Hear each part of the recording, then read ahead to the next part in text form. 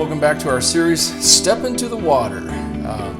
Again, I won't sing the song, but if I were a good bass, yeah, I would. Anyway, today we're talking about stepping into our victory, and we begin with the story of the nation of Israel when they crossed the Jordan to enter the Canaan land to take it from the Canaanites. What we want to learn from their story is that baptism commits us to a new purpose, and that purpose is one that means victory.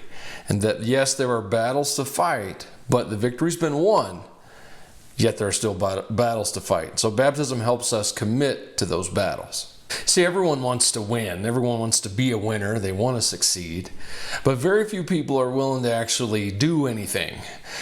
Many people talk about what they should do, talk about what other people should do. They believe that they believe the right things should be done, and they believe in those things, but then actually doing those things. And that's where baptism comes in. It's why God wants us to take a very active step in our faith, because we need to realize that following Jesus, following God, is doing something. So let's look at the story of Israel. Moses, my servant, is dead, it says in Joshua 1:2. Therefore the time has come for you to lead these people, the Israelites, across the Jordan River into the land that I'm giving them. Moses is dead. The era of Moses is over, but the promises of God are not. What Moses led the people to do was not Moses' vision, it was God's vision. And so now we find that the keys to the kingdom, the vision, the mission are now in the hands of Joshua. This is my command: be strong and courageous.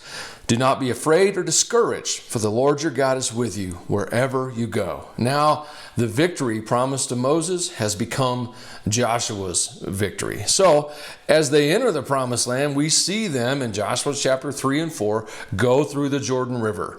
And so they came out of Egypt through the Red Sea, and they're going into Canaan through the Jordan River. The entrance into Canaan is very much like the exit out of Egypt, and it means some things. And the first thing it means is they were leaving something behind. And don't take this the wrong way, but they were leaving the loser behind. What do I mean by that? Good question. I thought you might ask. Follow me here in Corinthians. Yet God was not pleased with most of them, and their bodies were scattered in the wilderness. 1.5 million slaves walked out of Egypt. 2 walked into Canaan land. So what is the difference? Well, the difference is of those 1.5 million slaves, only 2 believed God, chose to believe in the promises of God.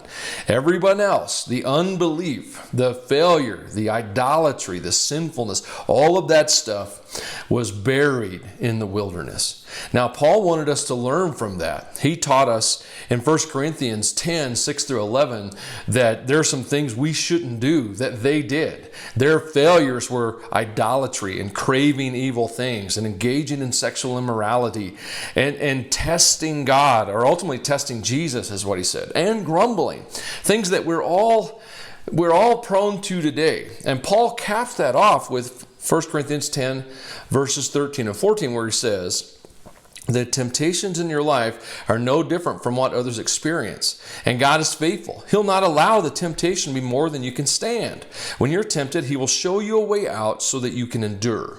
So, my dear friends, flee from the worship of idols.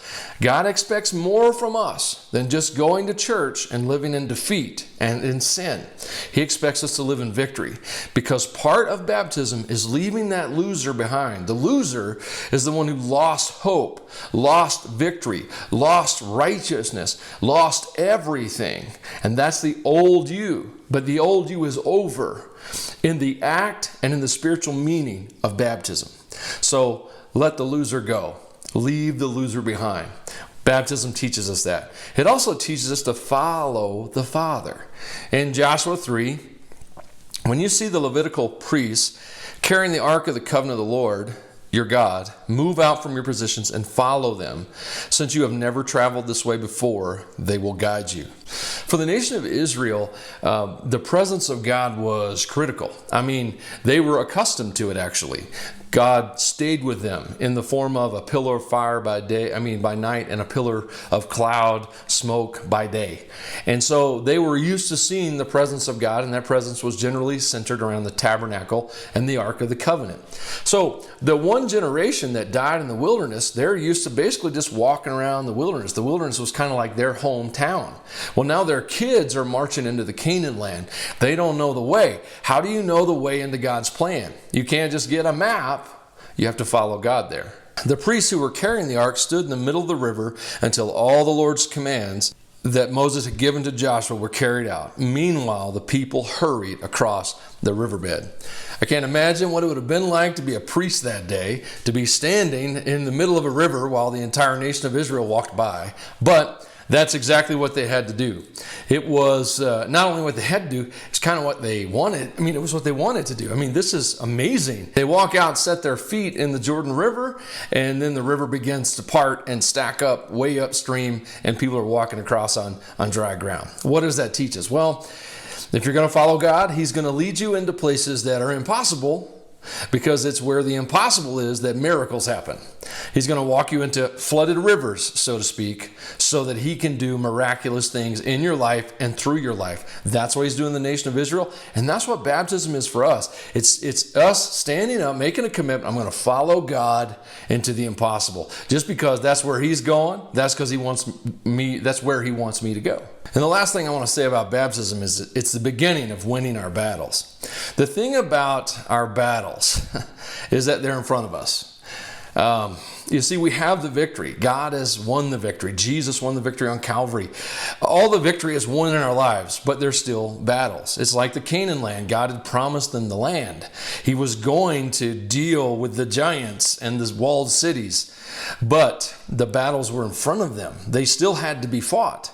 And it's the same for us. You and I have to learn how to walk out into God's promises and wait for God's provision for difficult circumstances. Here's the thing about God's provision. God does not provide for us according to our expectations. God provides for us according to His wisdom.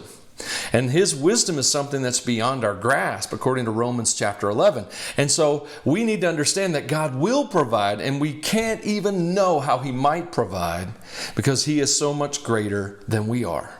Tell them, take 12 stones from the very place where the priests were standing in the middle of Jordan. Carry them out, pile them up at the place where you will camp tonight. I tell you what, those poor guys in the middle of the river, they're standing there while all the people walk by, and now they're standing there waiting for everyone to collect rocks, waiting for another altar to be built right in the middle of the river, and then they get to walk out. I don't know if there was anxiety in that or complete faith, but I'm just saying that's what they had to go through that day. Why? Why did God want them to build an altar where they camped? And why did they choose to build an altar in the middle of the river? Because they knew there were battles ahead. And when you know there are battles ahead, you need to remember why you entered that battle in the first place. And so it's very important for us to understand that we need to remember. This is what baptism is for, to help us remember that we are walking into God's promise, God's purpose, God's provision, and then into God's victory. It's already ours. We possess it, but we must enter into it. So baptism helps us learn these things. But when you do it, it needs to be an altar, a remembrance for you to look back on and go, yes, I committed to this course. And as you do, you're going to walk into your victory with that memorial in your mind, knowing you've committed to a purpose and knowing that God has promised victory. Thanks for listening. I will see you soon.